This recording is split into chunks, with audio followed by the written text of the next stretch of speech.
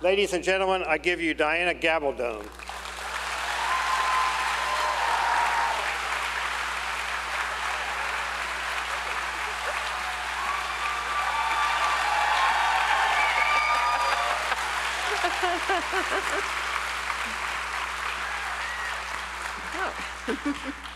Well, goodness, it's nice to see so many of you here tonight when you could be, home washing your cars or, watching Outlander reruns, things like that.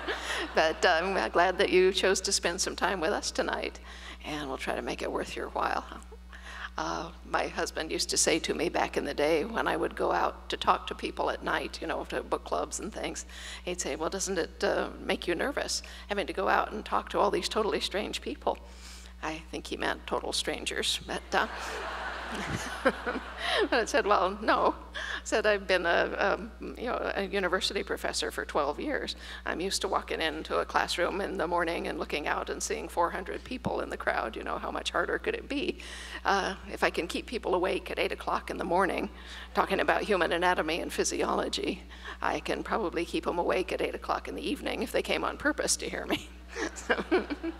Of course, it was easier with the students because I had my ways of keeping them awake.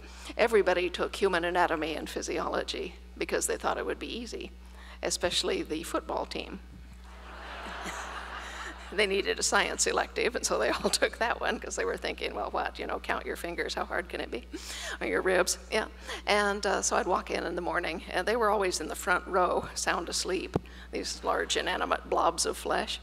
Their coach could make them go to class, but he couldn't keep them awake. That was my job. So I would walk up to the edge of the platform and say things like, well, this morning, gentlemen, we're going to discuss the history of contraception. And they'd all start blinking. I'd say, in days of old, when knights were bold and condoms not invented, they wrapped old socks around their cocks and babies were prevented.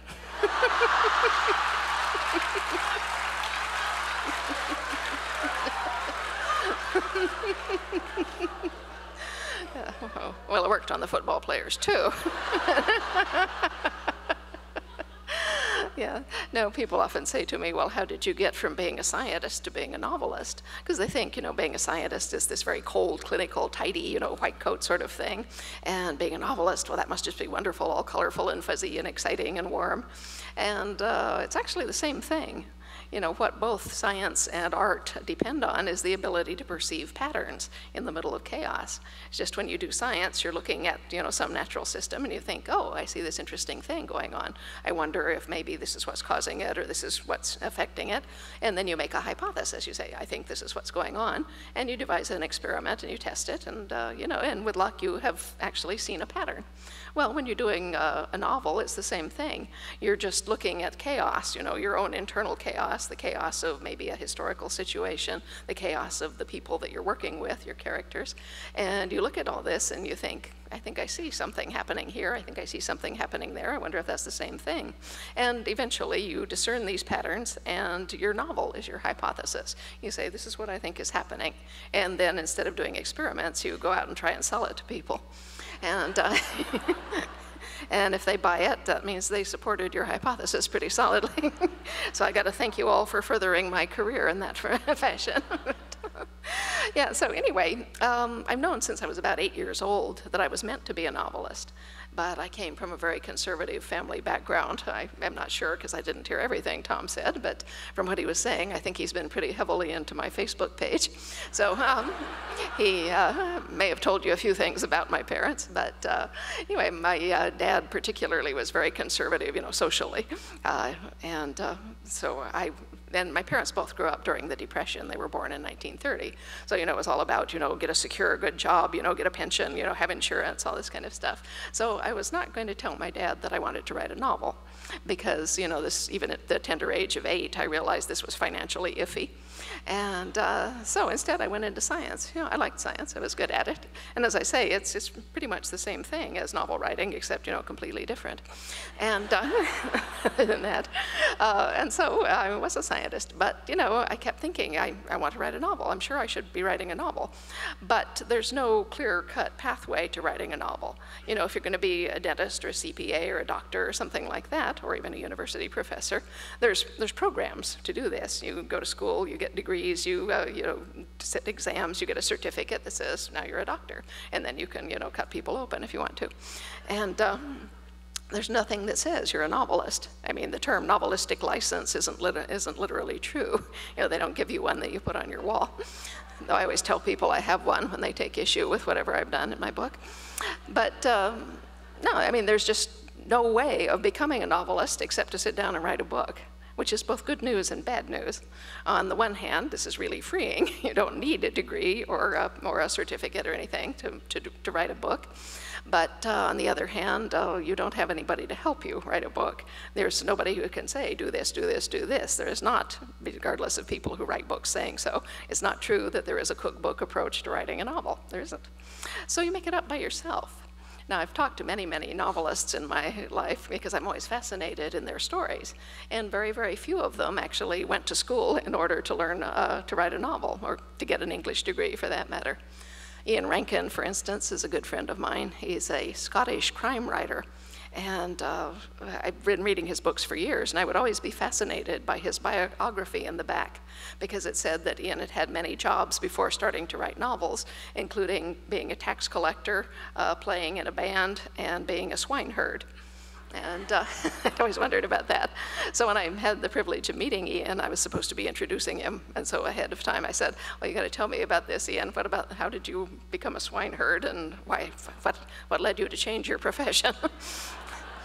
And he said, well, back in the day, a few years before, he and his wife had been domestic servants on a French wine estate. And he said his wife worked in the house, and he worked taking care of the vineyards and the animals, including the pigs. They kept several, to take care of the household garbage and all that. And he said it was a very old-fashioned estate. They actually stomped the grapes when they were ripe and had a big party. Everybody got drunk. So he said they took part in this grape stomping one year and passed out along with everybody else. He said he woke up several hours later, remembering that he had forgotten to feed the pigs.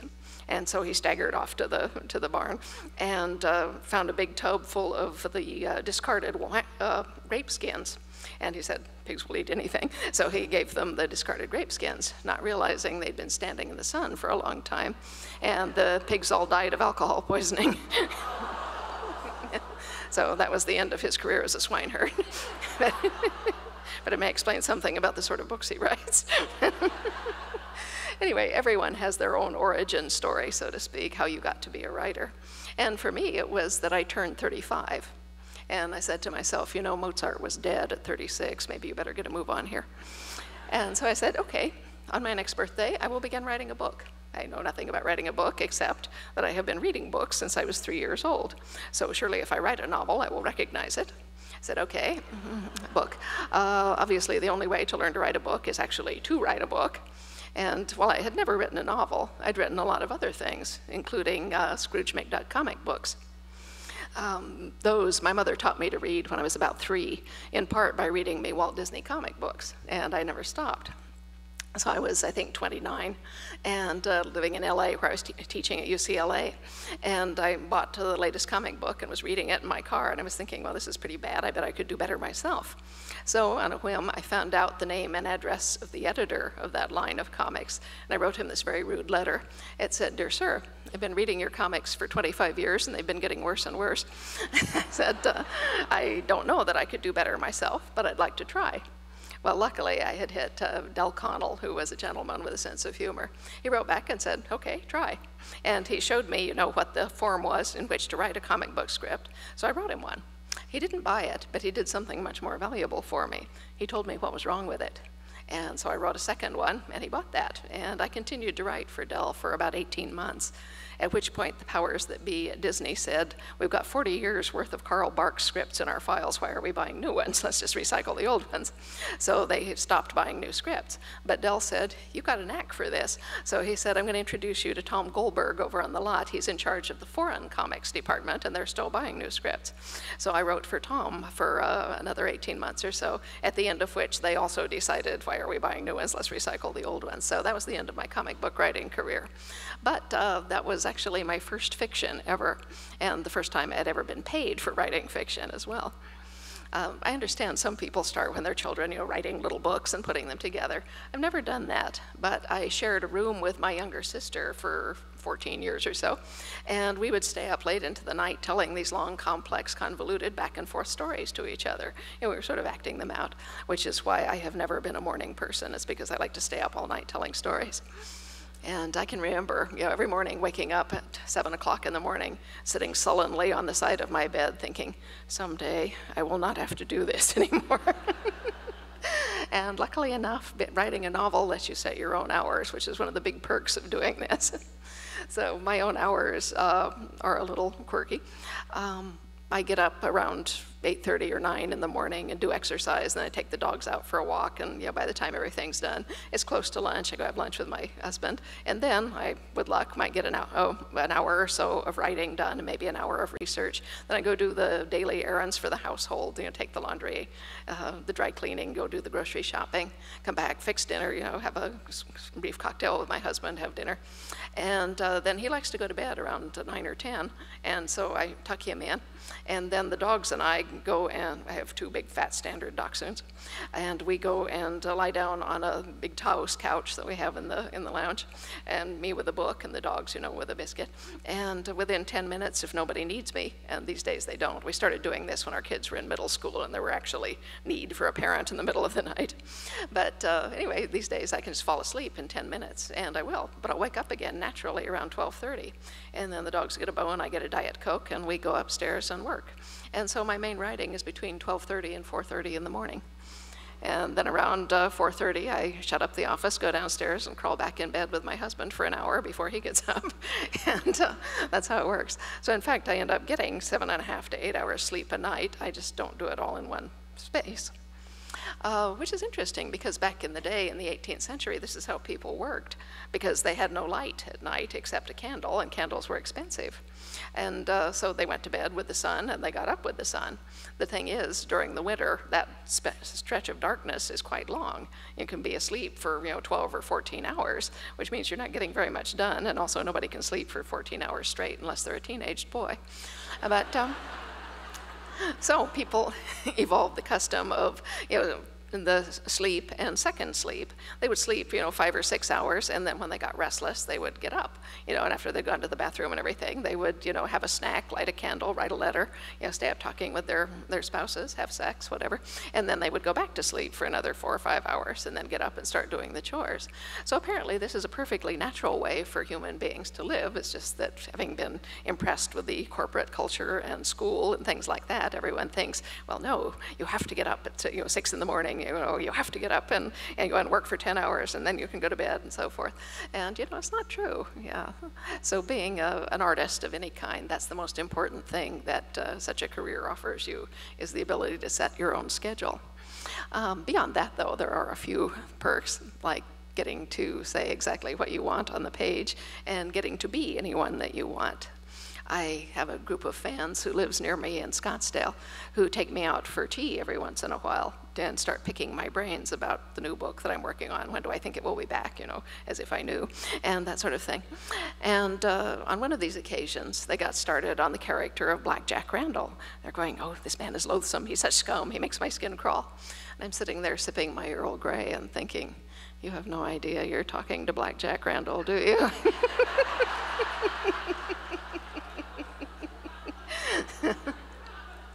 Because people always say, well, where do you get your characters? Well, I just kind of look inside, they're all me,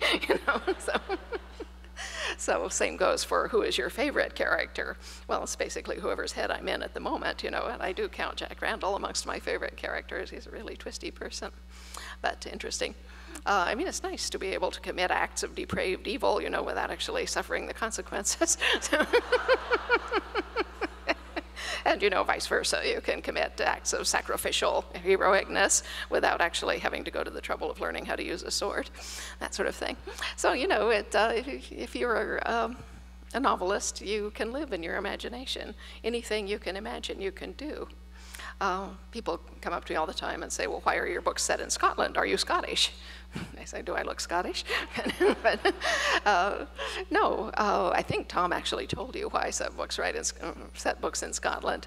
It's because when I made up my mind to write a book for practice, I said, I'm not going to tell anyone what I'm doing. It's not for publication. It's just for me to learn. What does it take to write a book in terms of daily commitment and mental organization and research and all these kinds of things?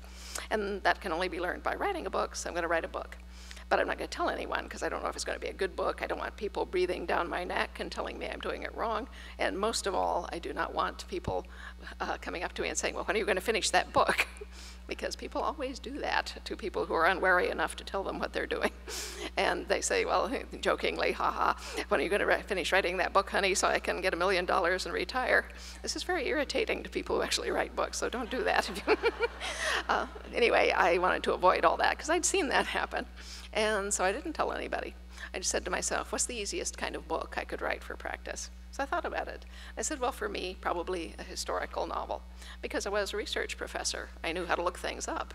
And I said, it seems easier to look things up than to make things up. And if I turn out to have no imagination, I can steal things from the historical record, which actually works pretty well. And so I said, all right, historical novel, where shall I set this?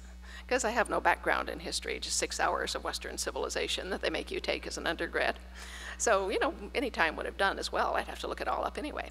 So I was thinking, where shall we set this? Venice under the Borgias, that would be good. American Civil War, Because the only thing that I had actually garnered from 18 units of English in college was that a novel should have conflict. That's a very valuable insight, but I don't know if it was worth 18 hours. Still, it served me well.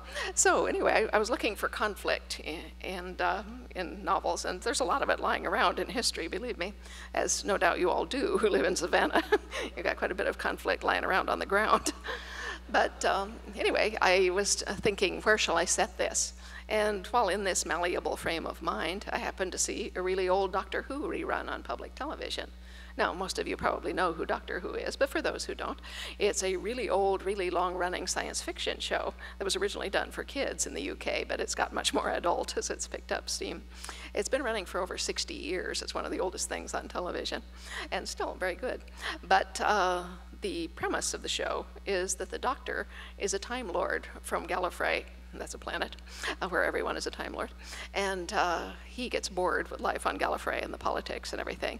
And so he goes traveling in his TARDIS, which is a machine that is bigger on the inside than on the outside, and goes through space and time. And along the way, he picks up companions from different periods of Earth's history because he likes Earthlings and thinks they're funny. And so he keeps a companion or two for 2 or 3 years or until those actors' contracts run out, and then he gets new ones. And so this was a very old show. The Doctor himself regenerates periodically, so his contract can run out too. But I think we're now on like the 14th Doctor, and now she's a female, which is new and groundbreaking. But this was the second Doctor, so this was a long time ago that show was made. But our local PBS station showed Doctor Who reruns all of the time on Sundays. And I found out about this because we had just had our first child, and my husband would get up with her in the middle of the night and bring her to me to feed, and then if she was fussy, they'd go out and watch television because he likes to get up at 4 or 5 in the morning. And he said the only thing on at 4 or 5 in the morning was reruns of Doctor Who on PBS. So anyway, he told me about this show. Well, I said, I'm not getting up at 4 in the morning to watch it, but it was rerunning at noon on Sunday. And I said, it's half an hour, that's just about time to paint my nails. Okay, we'll do that. So that's how I came to be watching Doctor Who.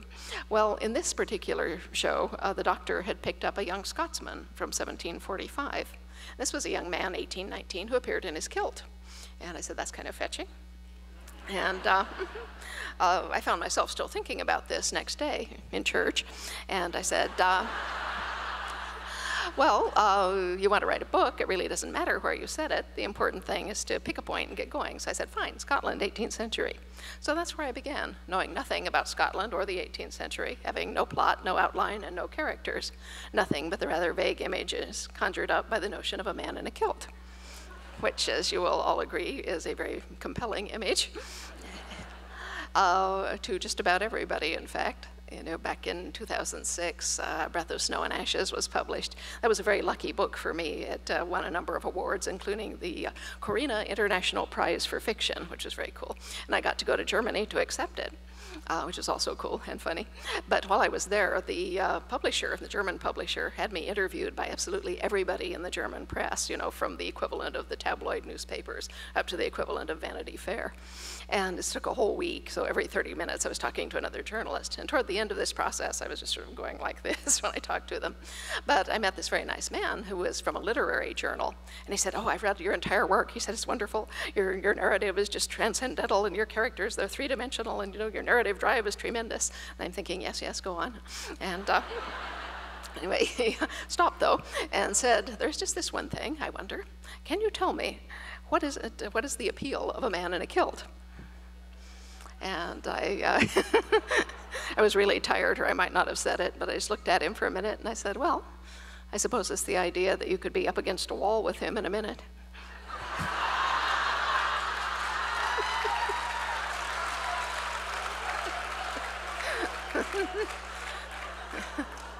In case any of the gentlemen in the audience are wondering why your wife likes you to wear a kilt. It may be next Valentine's Day. But anyway, so I said, fine, Scotland, 18th century. And, oh, I should tell you the footnote to that. 3 weeks afterwards, I was back at home, and I got this pile of press clippings from Germany, mostly in German, which I can read, but very slowly. The publisher, though, had put a Post-it note on the top one, which was from this gentleman. I recognized his name. And she said, I don't know what you told this man, but I think he is in love with you.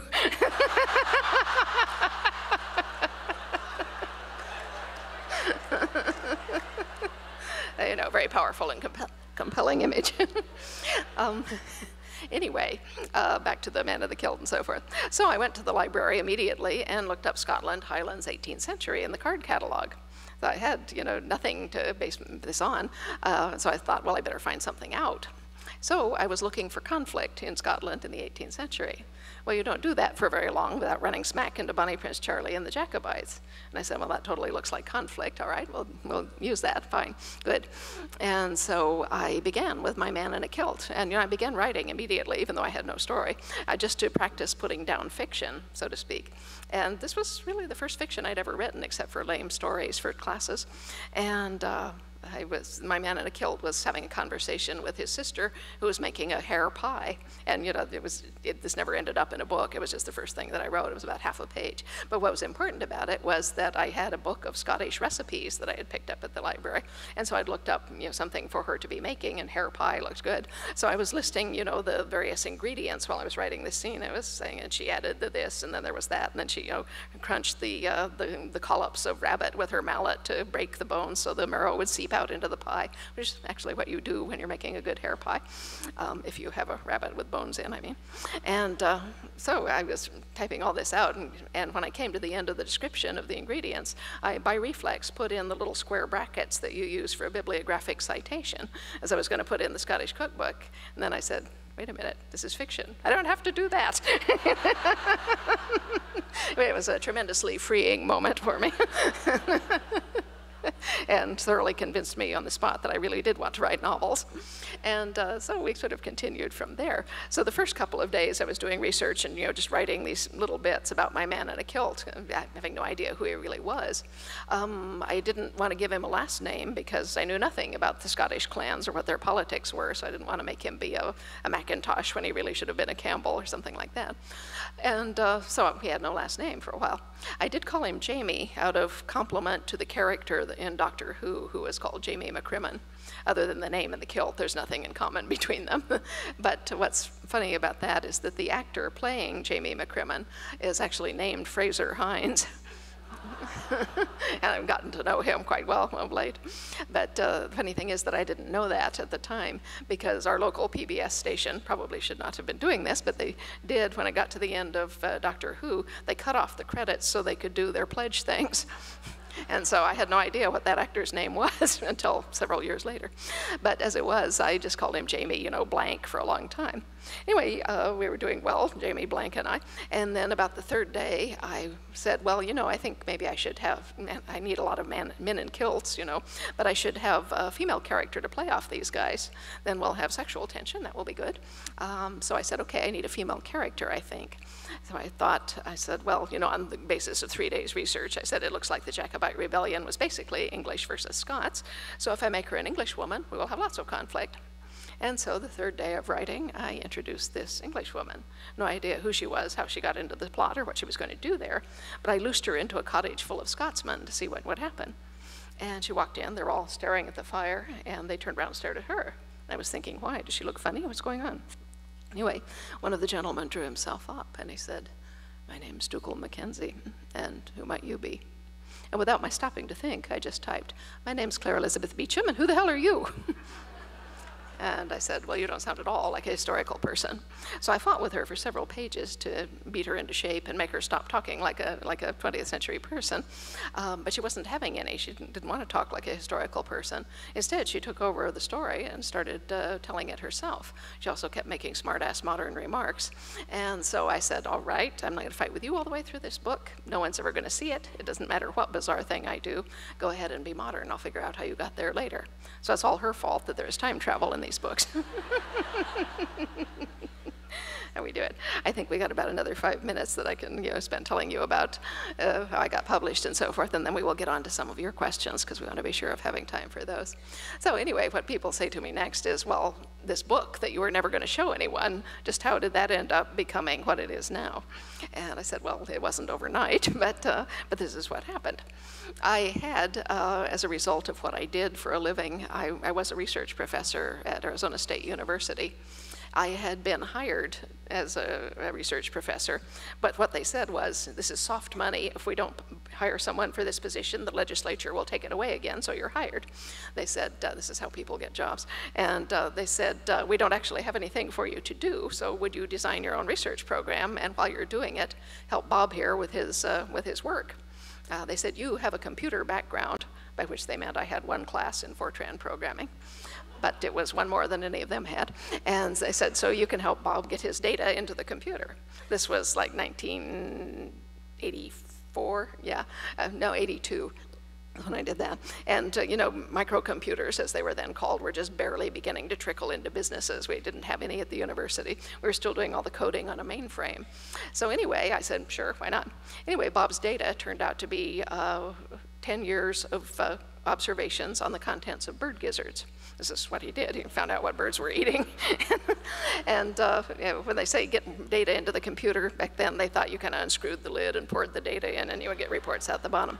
So I spent 18 months of my life writing Fortran programs to catalog the contents of bird gizzards and analyze them.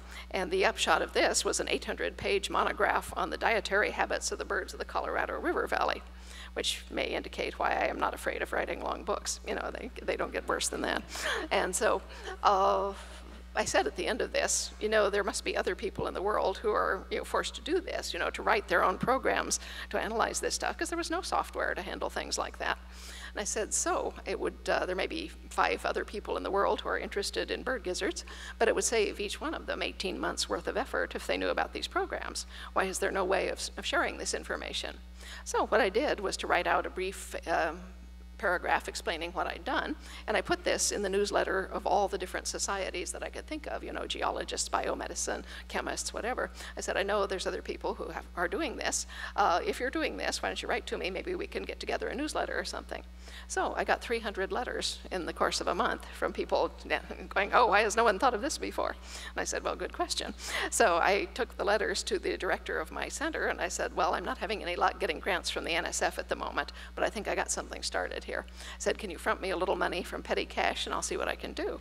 So he gave me $250. I had brochures printed up and took them to the meetings of every society I was going to and handed them out on the convention floor. And within a month, I had raised enough charter subscriptions to get it off the ground. And so I became the editor and chief writer of Science Software Quarterly, which was a scientific journal for scientists who used computers in their work, not for computer scientists, but for I don't want to say real scientists, because computer scientists are too, but they're a different kind, is what I mean. Anyway, this is what I was doing at the time when I decided to, well, it was what I was doing long before I decided to write a novel. But what happened was that I had evolved this side career, because my father used to say to me back in the day while I was growing up, he'd say, you're such a poor judge of character, you're bound to marry some bum. So be sure you get a good education so you can support your family, which is, you know, why I got assorted degrees in science. But as it is, I did not marry a bum. I married a very nice man. We had our 41st wedding anniversary just 2 days ago, as a matter of fact. Thank you. Thank you. Yeah, no, we've actually been together 46 years, but the first 5 weren't legal. Anyway, so obviously I did not marry a bum, but I did marry a man who wanted to start his own business, which he did 3 months after our first child was born. And I do have to say that choosing between the two, in terms of financial stability, there's not that much to choose between an entrepreneur and a bum. So for the first several years while his business was getting going, I was our sole support, and they don't pay assistant professors that much. So I was forced to try to think of some way of making a living that did not involve prostitution in the home or something like that. And so what I did was I said, well, I know how to do 2 things aside from science. I know how to write, you know, period, and I know a lot about microcomputers at the moment. And so I sent this very short query letter to Byte and InfoWorld and all the computer press I could think of, and enclosed with it a copy of my Science Software Quarterly, myself as editor, and a copy of one of the Walt Disney comic books I'd written. It was one for their educational department entitled Nutrition Adventures with Orange Bird. Anyway, it was a short letter. It said, "Dear sirs, as you can see from the enclosed, you won't find anyone who knows more than I do about scientific and technical software, and at the same time can write so as to appeal to a broad popular audience." Well, this resulted in immediate assignments, and within a year I was making as much on the computer press as I was from my real job. So this is where I was about when I decided to write a novel. Well, in the process of this, one day I had gotten a software package from Byte that they wanted me to review, and they'd included with it a trial membership to Compuserve. This was way before the internet was a thing. There were 3 information services, they were called online. So were Delphi, Genie, and Compuserve. And they're pretty much all gone at the moment, but the Compuserve has sort of existed in a modified form and is still actually extant. But I went online to check out the forum that they wanted me to check out on Compuserve, and then they'd sent me a 5-hour free trial package. And this was back in the day when they charged you $30 an hour to be connected. And so I said, well, I'm not going to waste $120 here, you know, what else is in here? And so that's how I stumbled into the literary forum, which is a group of people who liked books. There were a few real writers there. By real, I mean published. There are actually real writers who are not yet published, and I don't mean to insult them. And there were a lot of people who just read books and liked to talk about them. Well, for someone with 2 full-time jobs and 3 children under the age of 6, it was the ideal social life. And so I decided that I would start hanging around there. So I got automated software, so I didn't go broke. Anyway, I spent, you know, a little time online every day talking to these people, and more important, listening to them. And this is where I learned about literary agents and things like that. Well, when I decided to write a book for practice, as I say, I was not telling anyone about it. I wasn't telling anyone on Compuserve either, because I had seen a lot of people come through there saying, oh, I'm going to write a book about this, and they'll describe their research and what they think it's about. And you could tell the published writers sort of silently rolling their eyes, because you would never hear a word about the actual book. They never actually got around to writing any of it. They just liked to play with it and talk about it. And so I thought, well, I'm not going to do that. I'm going to wait until I finish the book, and then I'll see if I want to tell anyone about it. So I was just keeping quiet, writing along. But one night, I was logging into Compuserve between pieces of things I was working on, and I was having a back and forth discussion, which turned into an argument, with a gentleman about what it feels like to be pregnant. And he said, oh, my wife said 3 children. I know what that's like. And I laughed.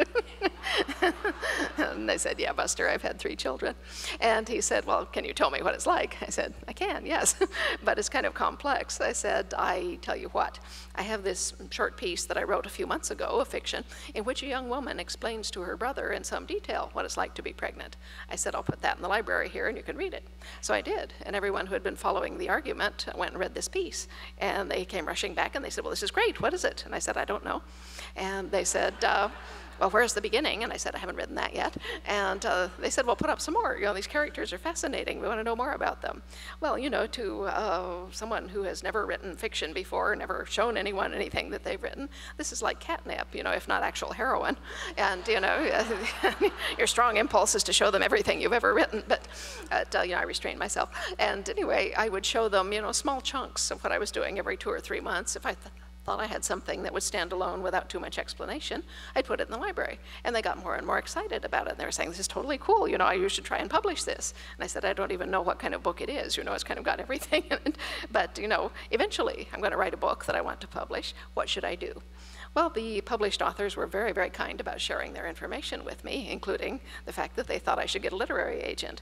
Said an agent can do 2 things for you. He or she can get your book read much more quickly than if you're sending it to a slush pile. If the book does sell, the agent can negotiate a much better contract for you than you could do by yourself. Said, okay, makes sense. How would I find an agent? And they gave me tips and so forth. But the most important one was talk to people who have agents. So I started doing that. Every time I was having a conversation with a published writer, and they all knew me by this time, I'd say, you know, I'm looking into agents. Can you tell me about yours? You know, how did you meet? What do you think about him or her? You know, how does the relationship work, et cetera? And they shared a lot of information with me. Well, I began zeroing in on this one man that I'd heard mentioned several times named Perry Knowlton. He was a very well-known agent, lived in New York, which I knew I wanted. I wanted someone who had lunch with agents. And also, I had learned that he was not afraid of unorthodox books or of very long books, both of which it had occurred to me I had. So I thought he might be a good match, but I didn't know how to approach him because he didn't take unsolicited queries. And so I was thinking, well, you're not finished writing the book, you know, just go on asking questions. Eventually, you'll either find out how to get at him or you'll find someone easier.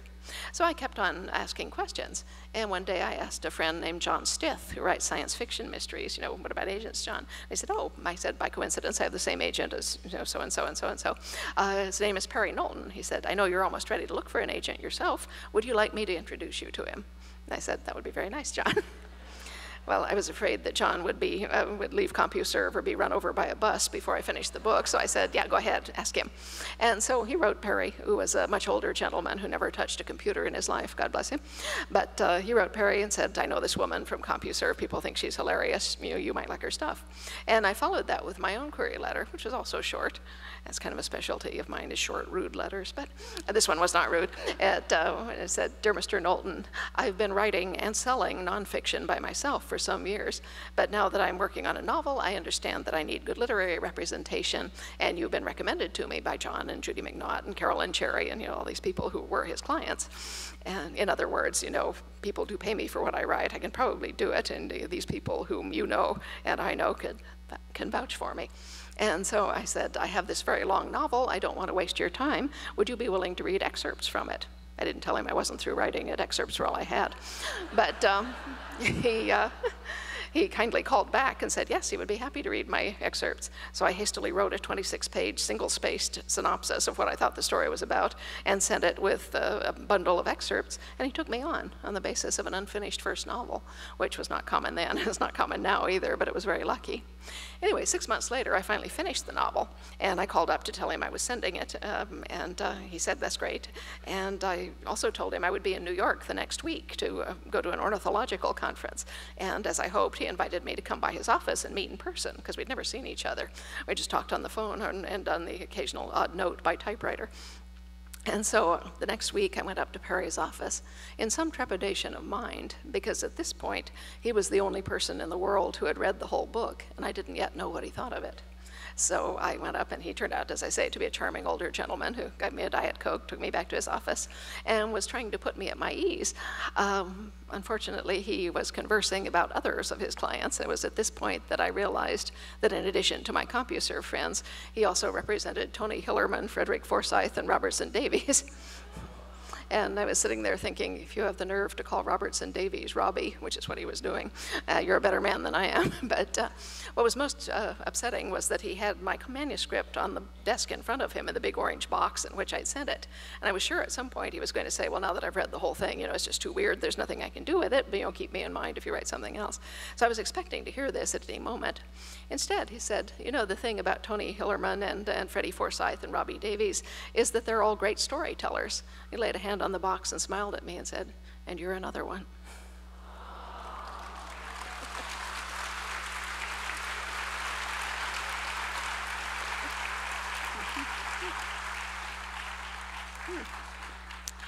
Well, at this point, I was so gratified I didn't care what he did with the book, but I did gather my wits enough to ask. And he said, well, I'm sending it out today to 5 editors who I think might like it. And he described the editors to me and why he thought they might like it. And I said, that's great. You know, how long do you think we might have to wait for an answer? Because I'd been reading Writer's Market and seeing, 2 years, 18 months. And he said, oh, I'm telling everyone that I want an answer in 30 days. And I'm thinking, boy, you picked the right agent. And so I went home to wait for 30 days. Instead, I got a call on my answering machine 4 days later. I said, this is Perry, I'm just calling to update you about your manuscript. Give me a call back. Well, I thought, at least 1 or 2 of the 5 had said, here, I'm not reading a 10-pound book, take it back. And instead, when I called him, he said, well, of the 5 I sent it to, so far 3 of them have called back with offers to buy. So he negotiated amongst them for 2 weeks, emerged with a 3-book contract, and bing, I was a novelist. Thank you.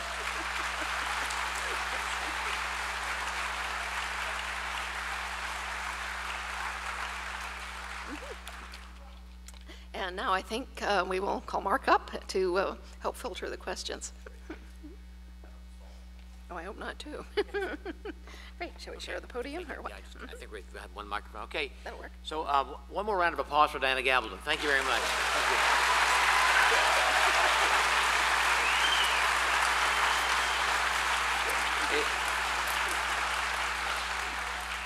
you. If we get the lights up, we're going to have somebody going around. That's great. So you can actually see where we're going. And we're going to have people going around with microphones.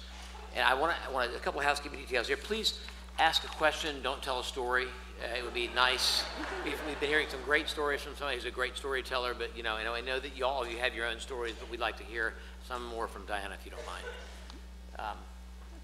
Just looking for a microphone here. You have one right there? Okay, great. Okay. Is there somebody with a question over there? I don't know if I'm trying to see if I can see anybody.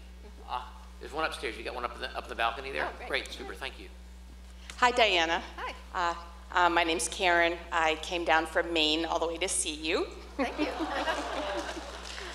Now that you have your first grandchild, do you think that's going to be influencing your writing at all in terms of plots around all the different grandchildren that now exist in your books?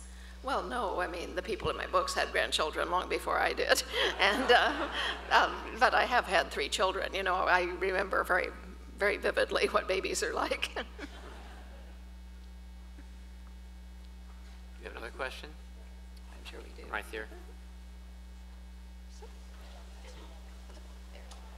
Yeah, she'll get you the microphone. Yeah, you know what?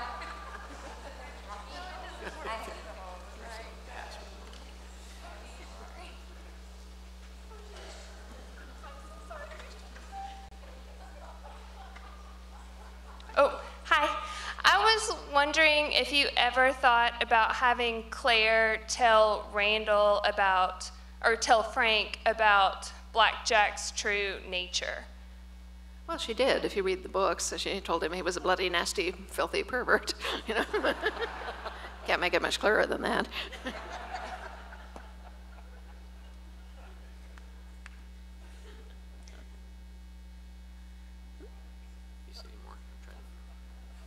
There's someone in the back there, one up here. Yes. Okay.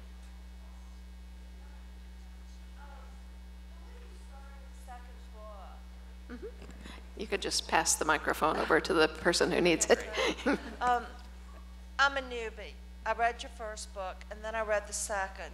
And I realized that some people wanted you to just pick up from the first and go right into the second, and you didn't do that. No. And you thought very carefully about it. And I love the way you thought about it. Thank you. And I wonder if you would still do that after all of you've been through and all of your children raising, and if it worked out the way you wanted it to when you wrote that second book. Yeah, no, it worked out fine. Yeah. I mean, yeah, no, I know what you mean. A number of people read the second book and they're thinking, wait, did I miss one? And they go back and look. Yeah, no, I did the second book the way I did for excellent reasons, which emerge when you read the book. And, the fact that it confused people to start with did not really bother me. No, we're up in the balcony there. Yeah. Great. Hi. Can you tell us one thing in Bree's bag? One thing in Bree's bag? Yeah. Brianna brings a bag at the end of the 8th book, and everybody wants to know what's in Brianna's bag. There's a book in it. Great. Maybe more than one. So, let me take the gentleman down here. Yeah. I know you said you're a research specialist. Have you used any help with your research? Your books are massive. There's a lot of information in them.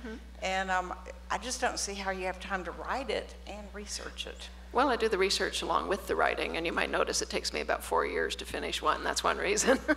But if you mean, do I have a research assistant? No, I don't. That's because, you know, if I asked my husband to go to the grocery store and we'd have hot dogs and beans for supper, he'd go, and he would bring me back a can of Van Camp's pork and beans and a 12-pack of hot dogs, and we'd have hot dogs and beans. Well, if I go to the store myself, I may be intending to have hot dogs and beans, but on the way there I noticed that there's a special on chicken breasts, and I'm thinking, oh, I could make chicken curry. That would be good. What kind of spices do I have? I need some of this, and get the V8 juice. And, oh, there's beautiful dew-pearled lettuces over there. We could have a green salad with it, with a vinaigrette dressing. That would be nice. Oh, and I need a crisp, dry white wine to go with this. And so I would go home, and we'd had a lovely meal. If I had a research assistant, I would get hot dogs and beans.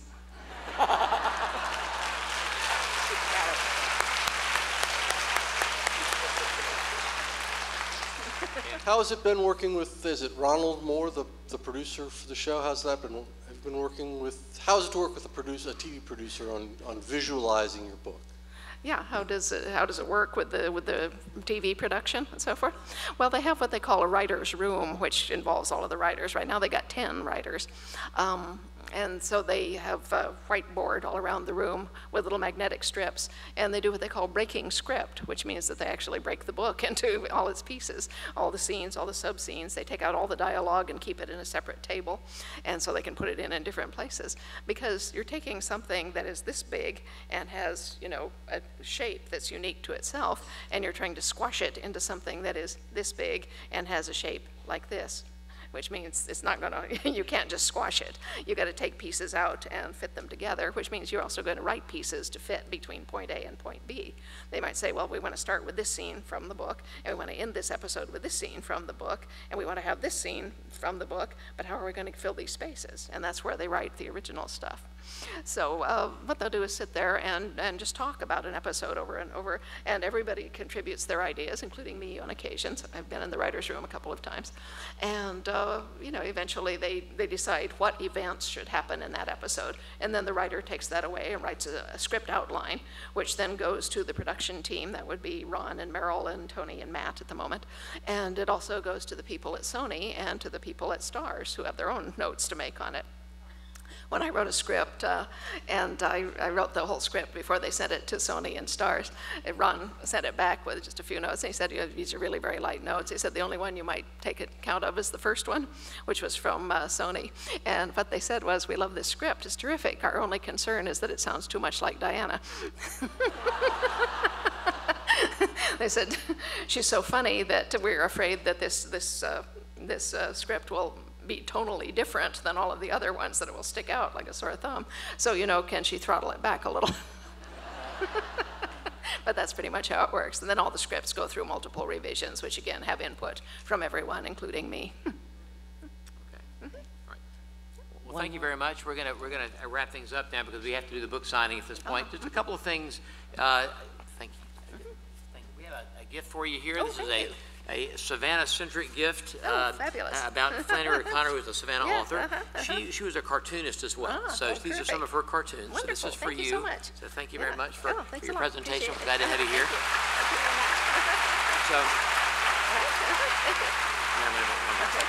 So, a couple of details. She's going to be signing some books down here. Those of you who have have books to sign that you purchased here at the festival, you can line up to this side of the room here. We'll be calling you down numbers of 50. Okay, 50 at a time. And I just want to let a couple of housekeeping details as well. Just be sure to join us tomorrow for Lisa Coe, Saturday for the festival, Saturday, and for Jody P. Coe on Sunday. Thank you very much. Thank you. Thanks, sir.